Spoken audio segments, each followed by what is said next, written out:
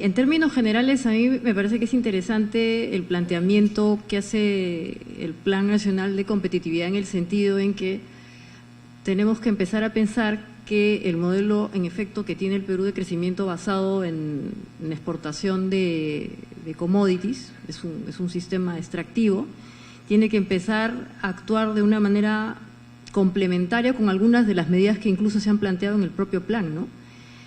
Por ejemplo, todo el sector extractivo en el mundo hoy día globalmente está migrando a un modelo de desarrollo y de crecimiento que se conoce como economía circular y que además tiene su correlato en el mundo digital, en un modelo económico muy interesante, es un tipo de modelos de negocio que se conocen como sharing economy, la economía de la compartición.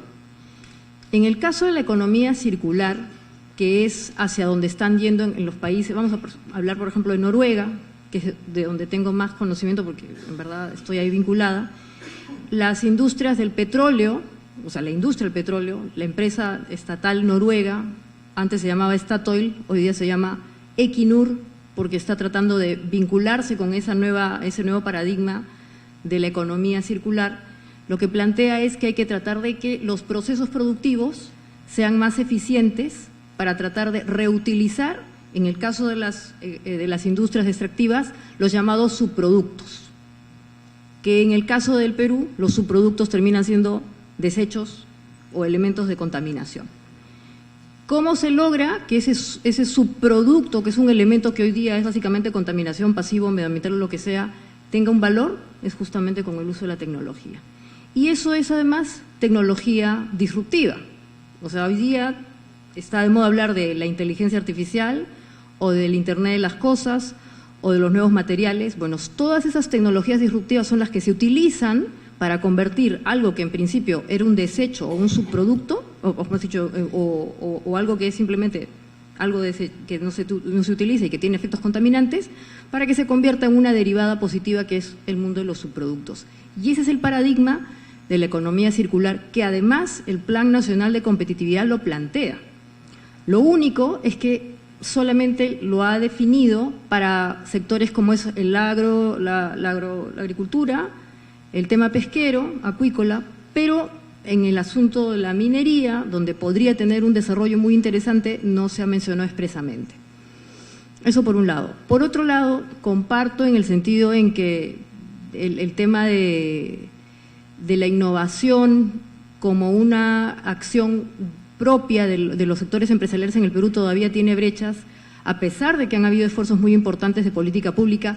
Existen varios fondos dedicados a facilitar instrumentos y también inversión en innovación para las empresas. Está el fondo Innovate, antes era el FinCit, está también dentro del COSITEC el Fondecit. Claramente hay allí una situación media particular que parece que hay una duplicidad o los fondos no están convergiendo para tener resultados más eficientes. Hay que hacer un reordenamiento de eso, yo creo que sí. Pero más allá del reordenamiento hay que tratar de ver cómo se generan sinergias para que esos fondos finalmente permitan articular los esfuerzos. Y ese es el famoso ecosistema, ¿no?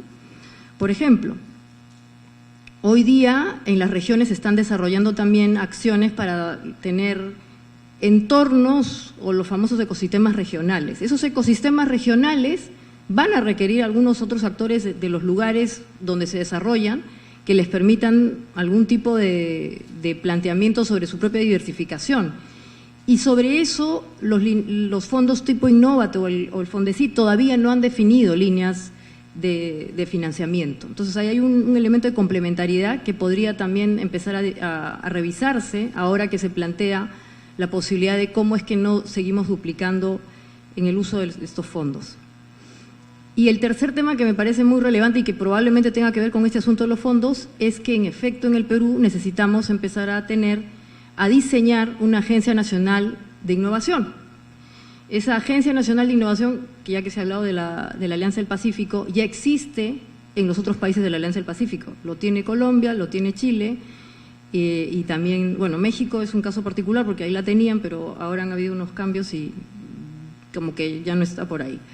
Pero la Agencia Nacional de Innovación es un organismo relevante en estos entornos porque lo que plantea es ver de qué manera ese segmento que le corresponde a instituciones como el CONCITEC, que es básicamente investigación, que tenemos que tener además esa investigación dura, que esté vinculada con una investigación de largo plazo, puede entrar y hacer un match con la demanda que tienen hoy día los sectores empresariales.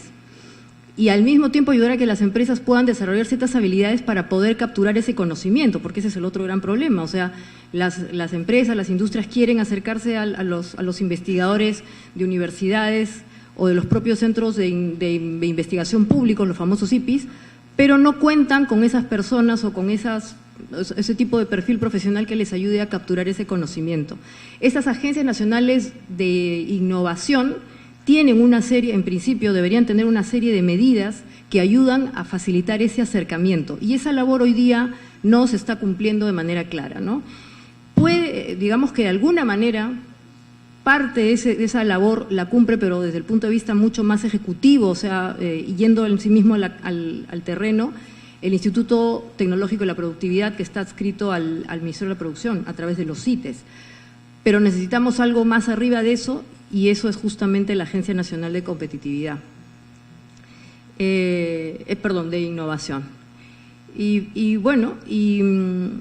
finalmente, sobre el tema de la digitalización, también considero que es importante que dentro de estas políticas de innovación tecnológica podamos ver de qué manera se convierte en un tema transversal que no solamente esté dedicado hoy día al ahorro de procesos, ¿no? O sea, el uso de la digitalización se está planteando básicamente como un instrumento que ayude a hacer las cosas de manera más rápida, ganar en verdad más eficiencia.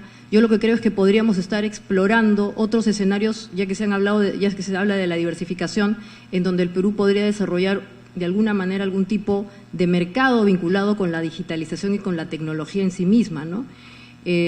No tenemos, lamentablemente, una organización o una aglomeración respecto de este sector, ni del software, ni del desarrollo de la programación, ni de gente que esté vinculada a poder desarrollar este tipo de negocios, a pesar de que hay casos exitosos, por ejemplo, en Arequipa, donde hay un clúster de gente que desarrolla y programa, pero que hoy día está brindando servicios no al interior del país o al Perú, sino en verdad hacia Chile o hacia Colombia. Entonces, la organización de ese clúster que viene a estar vinculado con la digitalización, con el desarrollo del software, con la programación, etcétera, es una labor que tenemos que impulsar rápidamente porque hay recursos, pero lamentablemente no hemos logrado, y el plan podría ayudar de alguna manera a potenciarlo y darle una cierta preponderancia, más allá del hecho de que se lo vea como un instrumento que nos va a permitir ganar tiempo o hacer mucho más eficientes procesos, ¿no? Que es el enfoque que creo que se le está dando. Eso es. Gracias.